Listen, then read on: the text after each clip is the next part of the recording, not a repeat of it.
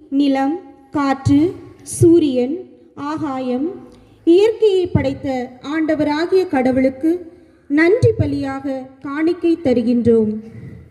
மண்பானை என்பது நிலம். அதில் நிரப்பப்படுகின்ற தண்ணீர் வீட்டின் முன்பக்கம் திறந்த வெளியில் பற்ற வைக்கப்படுகின்ற நெருப்பு, அது எரிய துணை புரிகின்ற காற்று, அதன் புகை செல்கின்ற ஆகாயம் என அனைத்தோடும் உருவாக்கிய பொங்கலை ஆண்டவராகிய கடவுளுக்கு இயேசுவோடு இணைந்து இதய நன்றி காணிக்கையாக தருகின்றோம். ஈற்று உண்ட நாசீரை அருளுமே. முதலாவது அரிசி.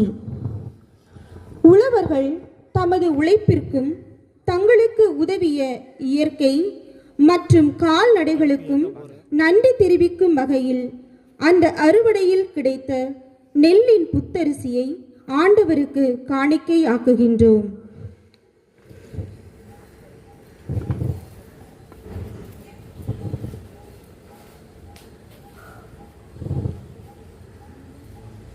இரண்டாவது கரும்பு.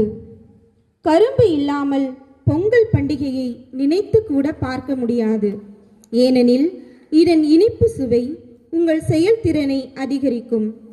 தித்திக்கும் கரும்பு போல் உங்கள் வாழ்க்கை இன்பமாகவும் ஆரோக்கியம் பாதுகாக்க வேண்டும் என்பதற்காகவும் கரும்பை. நான்காவது வெல்லம். பொங்கல் விழா இந்தியாவின் அறுவடை பருவத்தின் முடிவில் கொண்டாடப்படும் தேசிய அளவிலான திருவிழாவாகும். வெல்லத்தை பயன்படுத்தி தயாரிக்கப்படும் மிகவும் பிரபலமான உணவு சர்க்கரை பொங்கலாகும்.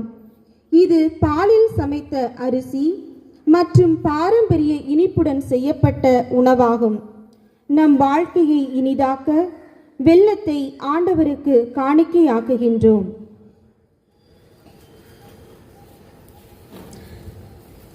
ஐந்தாவது பொங்கல்.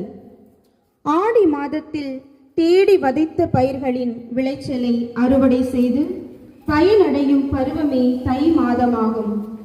அந்த அறுவடையில் கிடைத்த நெல்லின் புத்தரிசி, சர்க்கரை, பால், ஏலம், சுக்கு, உலர்ந்த திராட்சை என்ற அன்பு, அருள், சாந்தம், கருணை உள்ளிட்ட நல்ல குணங்களையும் கலந்து புது பானையிலிட்டு புதிய அடுப்பில் கொதிக்க வைத்து பொங்கல் செய்து ஆண்டவருக்கு காணிக்கையாக்குகின்றோம்.